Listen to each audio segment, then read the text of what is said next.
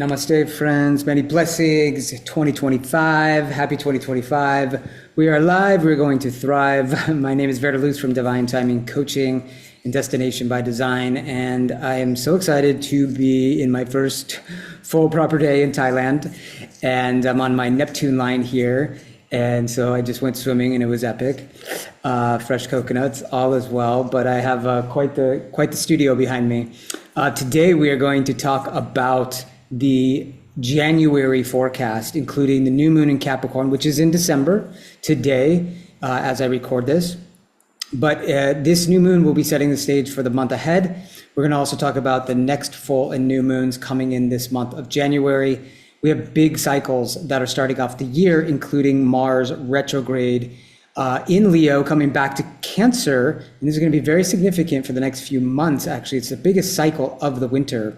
We also have a big Venus-Saturn conjunction, Venus in Pisces, her exaltation sign, and a big Sun-Pluto conjunction right on Inauguration Day. So we're going to talk about how all this is going to impact the global scene as we begin 2025, but also personally how you can relate to this. 2025 is unbelievable as a year. It's unprecedented. And in a nutshell, because I will be talking about this more in our Astro-Planning Masterclass, which you're invited to join, this is going to be on Tuesday the 7th, where we're going to break down month by month what's happening in the skies, the big outer planetary shifts, and how you can work with them. It's such a year of reorientation, reconsideration. Are we sure we want to move in this direction collectively, personally? And we might not feel like we have a lot of time to make those decisions.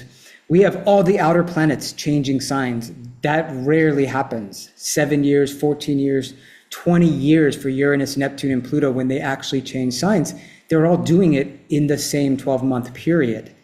So this is a collective zeitgeist that will be quite different on our planet. And I think a year from now, most of us will feel like the world has shifted in a huge way that very few of us can really foresee, even the best of astrologers. But it's also a year of a lot of retrogrades, including Venus and Mercury and Mars, all of them. So a lot to consider. And we start the year with Mars retrograde, and I'm going to show you how this is going to impact the collective as I share the screen. So we have Mars, we have the new moon first starting here on December 30th. It's about 5:20 in New York Eastern time. So that would be about 2:20 Pacific. And it's a new moon in Capricorn. And whenever we have the new moon in Capricorn, we all know it's always usually around the New Year's holiday. And we start to feel that intensity of the Capricorn energy to kind of get out of the glow and even the magic and you know, beauty and play of Christmas. And we get into the hard work of the year ahead. And this is that earthy energy, new moon in Capricorn, which, you know, is asking us to be more productive in our life, more efficient, more supportive of our long-term goals with the decisions that we're making. One of my favorite podcasts that I've tuned into this year is called Simplify. And it's from Blinkist, which is a great way to kind of listen to books in a very fast way, to get the summaries. And great guests on this show. And one of the things that is happening is that we have a new model of work being developed. And this is very Capricornian because we get serious about our professional paths, how we're going to identify in, you know, in our work, and if we need to do any kind of reputation upgrade in what we're doing or just professional upgrade. We have a sense now, experts have told us that those who are, there are those born now who will live to 150 years old. And the way the technology is moving, you know, Saturn and Capricorn, the sign that Saturn rules, is all about time. And when we start to think about living 150 years, and when we learn the fact that actually those baby boomers who we thought maybe they had the 1 or 2 jobs over the course of their lives, most of them have retired with about 10 to 12 jobs. And so we're now in a different kind of economy, and this is going to be something that will continue to, you know, evolve and adapt this year with all the big changes of the outer planets. But we're going to have to learn, and then we'll earn from our learning, and then we're going to have to learn again and earn and learn and earn. And I think this is also connected with the acceleration that AI, ChatGPT, the technologies are doing for us collectively. And those will accelerate even more this year, especially once Uranus goes into Gemini and trines Pluto in Aquarius. So it becomes really important for us to learn to be adaptable, to get excited about learning, to be trainable, to love going to workshops, and to teach each other, right?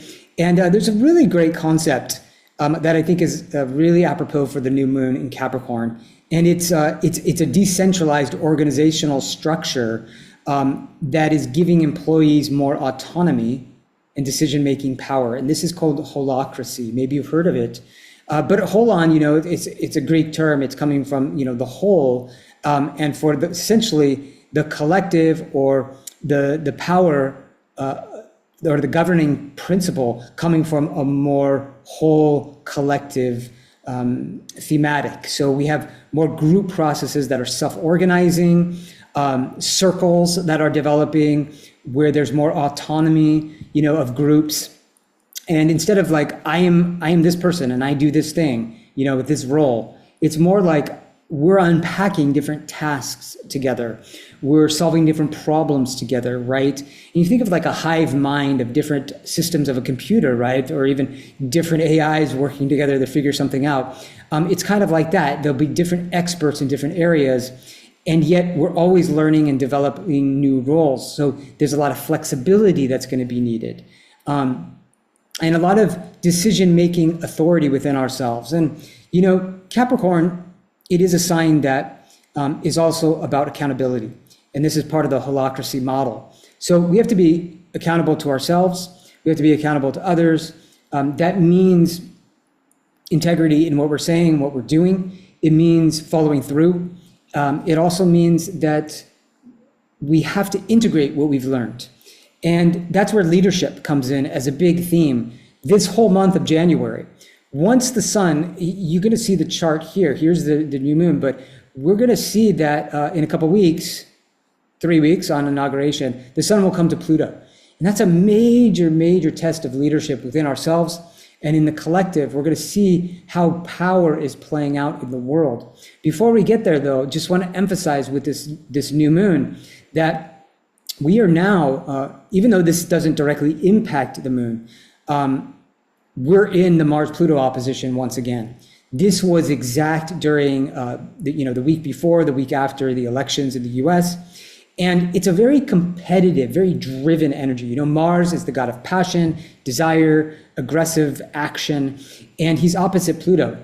Now that can make us very intensely, power hungry on some levels. We might get very controlling. We might get just very reactive. And there can be a lot of volcanic upheaval or catharsis that's necessary. I think of this Mars-Pluto as the play fight transit.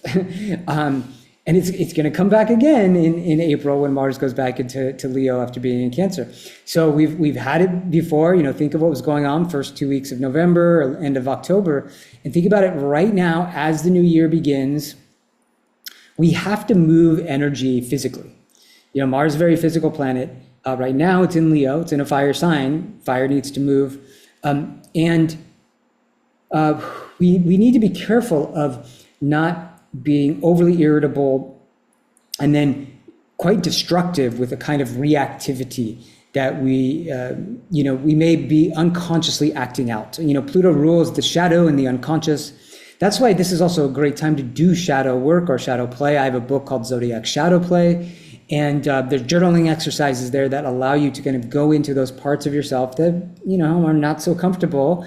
But as we do the work, we transform, and we discover that I think one of the biggest things with this transit is a stoic principle, letting go of the external events that I can't control, and taking stock, taking integrity, taking accountability, Capricorn, for what I can control, which are my emotional responses, my devotion and my intention to what I'm doing, right? And to my word, which is a very Capricorn topic of, like I said, following through, integrity.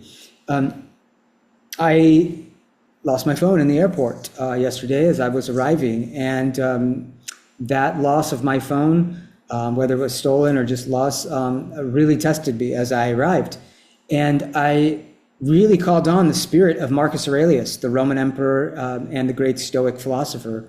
And one of the things that Marcus says is that when you're in sort of a crisis situation, and he lived through big crises, millions of people dying in a pandemic that was way beyond what we experienced. Of course, tens of thousands of soldiers being killed in wars.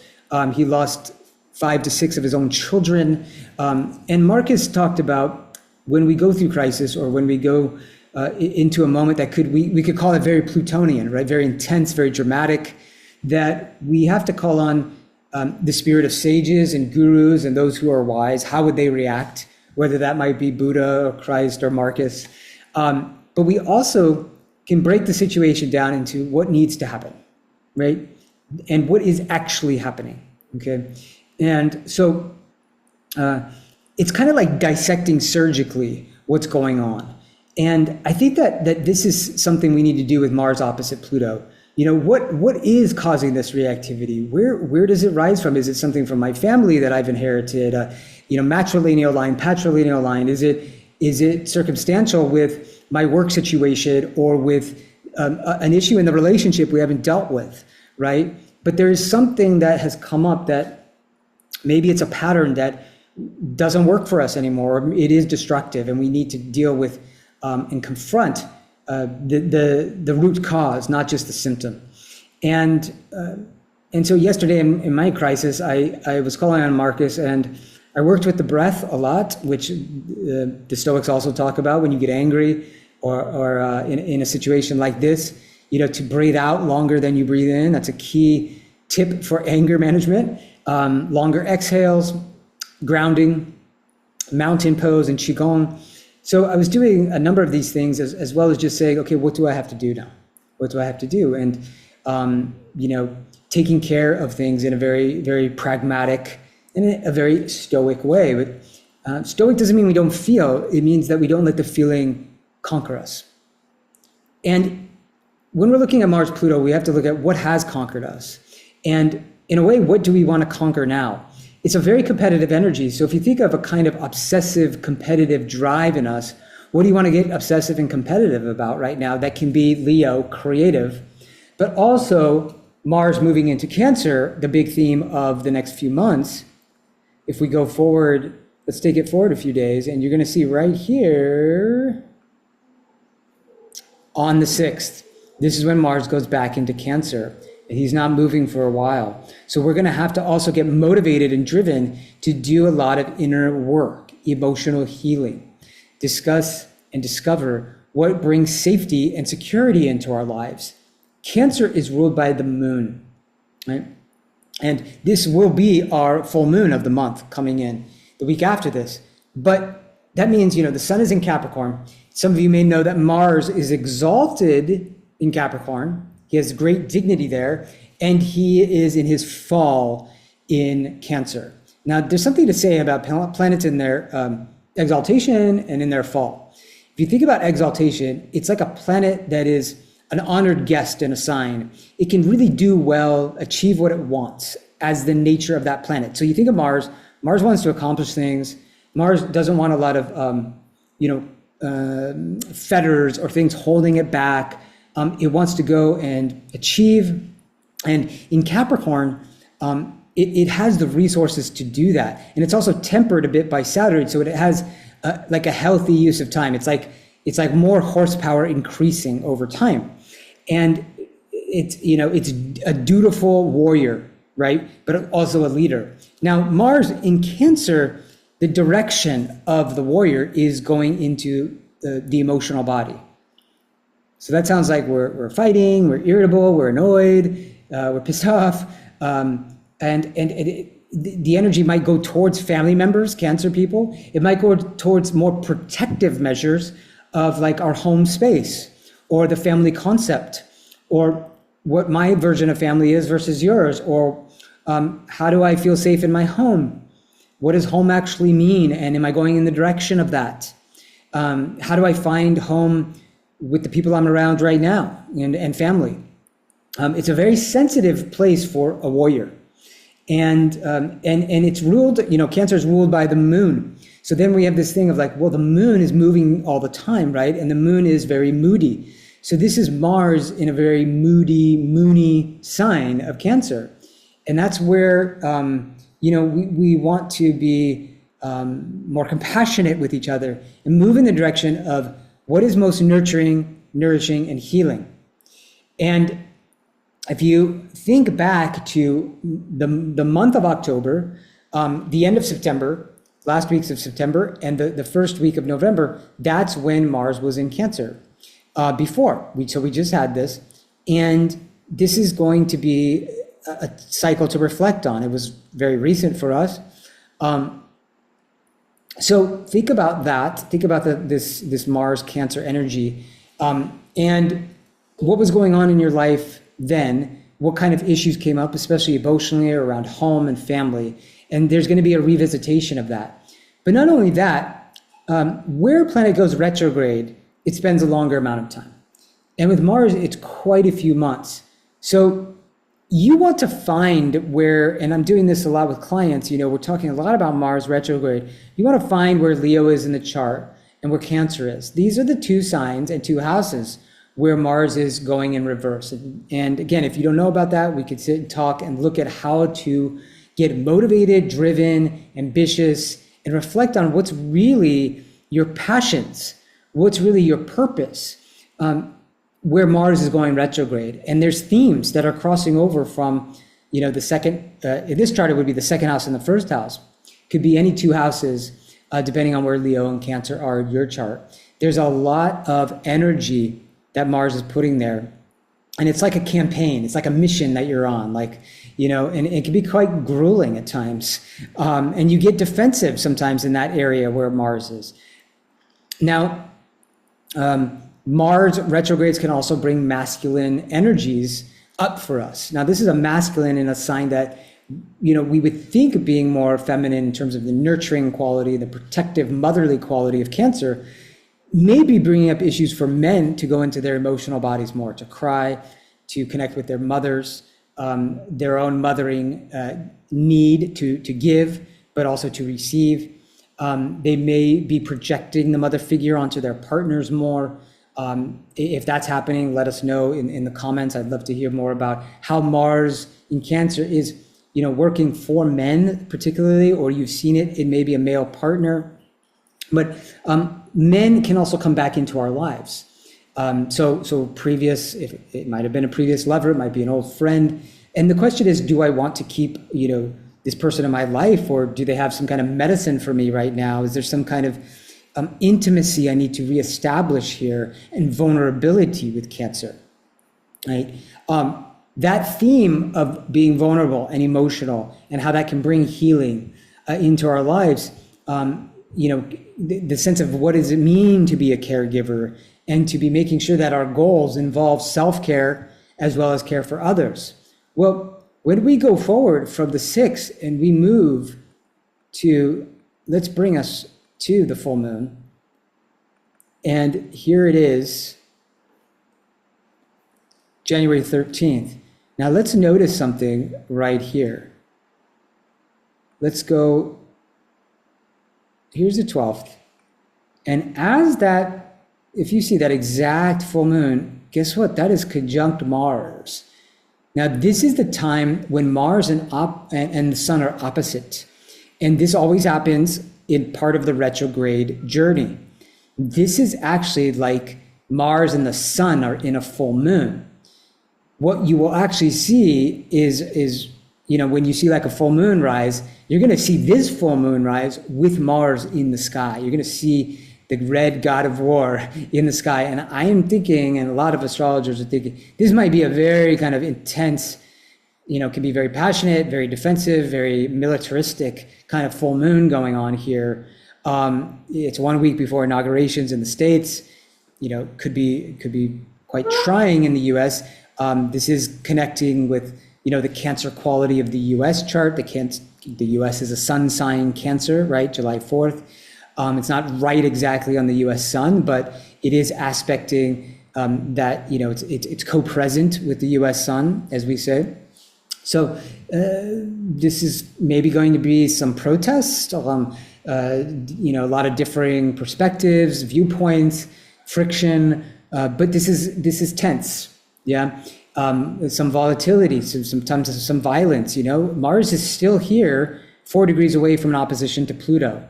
This is not comfy and cozy like we might want a full moon in Cancer to be.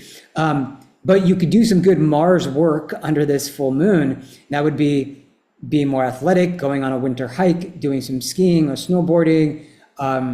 If you want to take a trip, there's a lot of energy for that.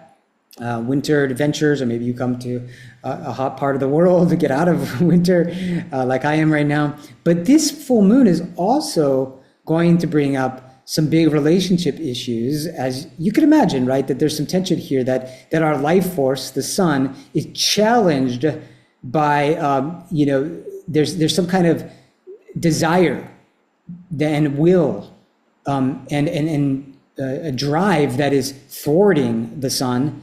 And it's some kind of emotional issue that needs to be processed, probably, or something at the home space, or maybe there's too much noise around, or with neighbors or anything like that. It could be something like that.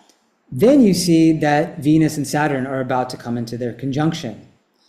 And so just a few days after this, so if we take it forward to, it looks like the 17th, we got the Venus-Saturn conjunction. Now, one of the cool things, that's a kind of a challenging transit, but Venus will right here, let's bring it back and see when Venus actually goes into Pisces. There it is. This is quite nice, the first week of January on the 3rd, and may soften some of this Mars-Pluto energy, because Venus is in her sign of exaltation. So that helps us be more romantic with our partners, or be more magical in how we might want to create in our lives, or our sense of beauty. It's a very cinematic type of transit. Maybe there's some great films that are coming out, or people are seeing films that are nominated for Best Picture or something with the Oscars or other awards like the Golden Globes. Probably something in the media is, it may be blown out of proportion, which can be a Venus-Pisces thing, but it can also be that there's real artistic beauty that we can behold during that time. So enjoy that and be very creative, be very imaginative, try any kind of dance, music, art kind of practice, let it channel through you. That's the Piscean artist. Now, when Venus comes into Saturn, at that full moon, now relationship issues can be tested, have a trial, a tribulation, a commitment issue comes up. What are we committed to? Now this is a great time to possibly do some kind of commitment ceremony or renewal of vows, or look at really, at least for maybe the month ahead, right, to the next full moon. I work with some clients where we're actually looking at when would be a great day to do a recommitment ceremony, right? Maybe we should do something every month as part of our check-in together. One of the best things to do is to study your composite chart in astrology and in human design, and then to look at the cycles that your composite chart goes through, so you know how to balance your own journeys every week and every month with also the two of you as one, right? And this can be true for a business relationship or a parent and a child as well. So that could be a great way of working with, like, let's get real, let's get serious, let's study the patterns, the archetypal patterns. Pisces is very archetypal. So it's a great time to be studying a relationship on the level of the deep intrinsic patterns that are governing it. My version of the feminine or masculine I want to be honored for, those are written into your charts through Venus and Mars, and your emotional needs through your moon. So you could have a real awakening through this process, and a deeper level and strengthening as Venus comes on the other side of that Saturn, with what you're doing, with why you're doing it, with what the commitments actually mean. What does a healthy foundation feel like when it's established and the ground is solid and stable and supportive? And it has a maybe more mystical or even contemplative or spiritual or therapeutic Pisces, or creative Pisces purpose to the relationship. So this is a very significant cycle here, and it's coming in just as also the sun is coming to Pluto. And you can see back to back here, right? From that full moon, we got there's a lot of intense initiation, middle of the month into the third week of the month. And this is that sun Pluto, pretty strong when Venus is with Saturn. And again, inauguration day in the States. And why is this so significant? Well, the sun touches Pluto every year, and it's, about a week, maybe we could say 10 days. But at the time of an inauguration of a president who has talked about dictatorial control or decision-making processes in the U.S. That also might involve deportations, right? This is a very Cancer theme. The home, the family, multi-generational ethics within a context of a nation state. There's a lot that's going to be up here. And the thing is, an inauguration chart does signify themes for the next 4 years of a presidency. So you got, still a little Mars-Pluto opposition as part of this presidency. You have themes of justice coming in with the moon in in Libra, but there's tension. Now, this is not a full breakdown of like inauguration chart, but we will talk about this a little bit more in the class I'm doing on 2025, the forecast that is coming in actually on the 7th of January. So that's going to be that Astro-Planning and 2025 forecast. If you could see, the moon is opposite Chiron that day. Well, the moon is the collective, the people. And since the moon is in Libra, I think there's a lot of issues of justice, what is fair, what is balanced, being brought into question here. And there may be a rallying cry. Now, the other thing that's going on with this moon opposite Chiron is, well, the moon is opposite the Chiron of the US as well. And it's the exact Chiron return for the US. The US Chiron is at the same degree where Chiron is now. Wow. I mean, does it feel like a major wound to the nation or a potential for a major healing?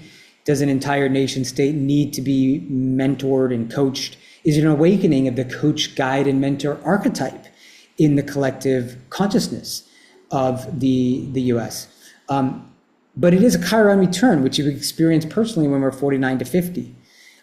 This is one of the cycles. I love coaching clients during that time because it's a major upgrade of the higher purpose that you've come to embody here. Chiron is like the Zen master. He shapes you through some discipline and some hardness and through some refinement.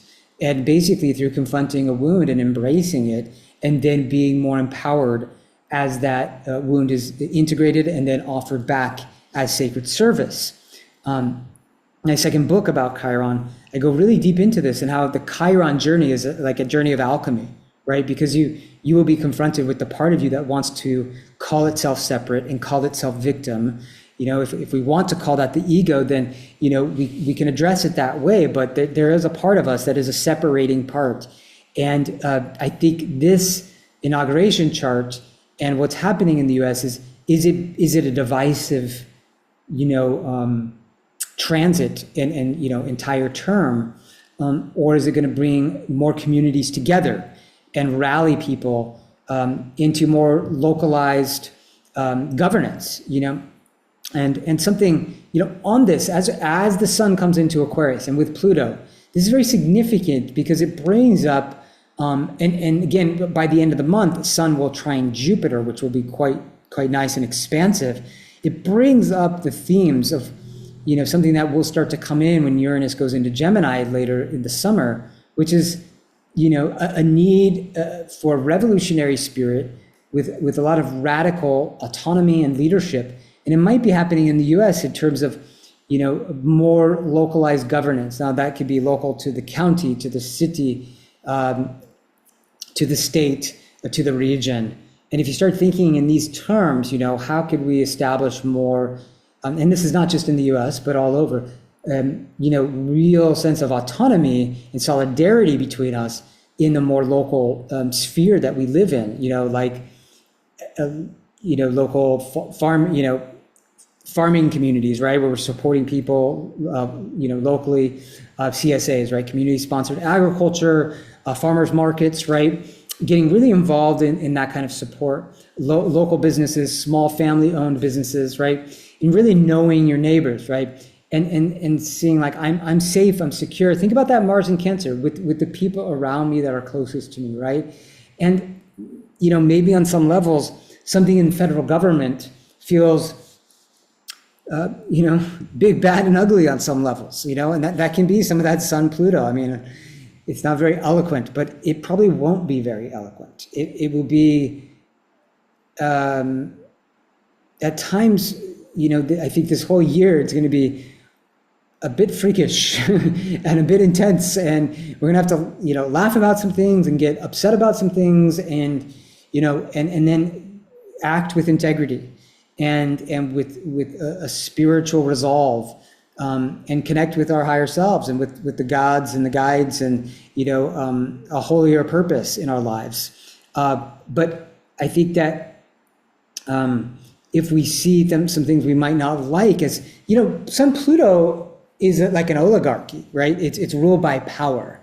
And some people have argued that, a lot of the elections, especially as we led up to it, people that had a lot of influence and impact, a lot through money and through media, really took this election into a certain direction.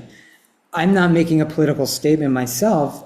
I try to remain agnostic because I don't think that necessarily what happens there is as much what I can focus on, as much as I can focus on how I'm treating people every day, working with my clients, being in a healthy relationship with partners and with the people that I see every day. I think that's mostly what the Stoics would say, right? That's not really that much in my control, but what is in my control is really how I'm treating my child today, how I interact with the person I meet in my community, these types of things, where I put my resources, where I invest my money and my time and my energy.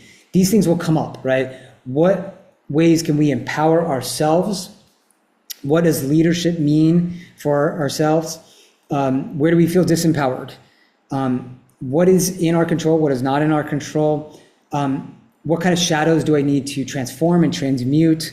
What does psychological alchemy mean for me? Am I doing the deep work on myself through therapy, through archetypal analysis, through astrology, human design, numerology, other tools, Enneagram? Deeper Pluto, right? Deeper self-knowledge is one of the biggest themes this year, because as more and more of the planets are going retrograde and we're questioning our direction or our relationships or our value system or where we live or the kind of work we're involved with, we have to know ourselves better and deeper, know ourselves as more constituent and regular patterns, but also in cycles that we're going through. This is the beauty of astrology. I think it's really going to blossom even more this year, and so will human design.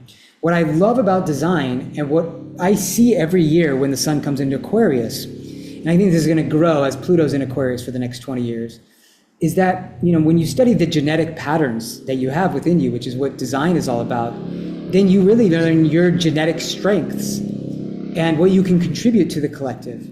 And you get a sort of a language of your skill sets, right? And one of the most important things as we look at the future of work and in community, and especially with the rate of technological advancement and acceleration coming this year and every year probably after, with a lot of unknowns, we have to know ourselves. And that knowing of ourselves requires that we study ourselves.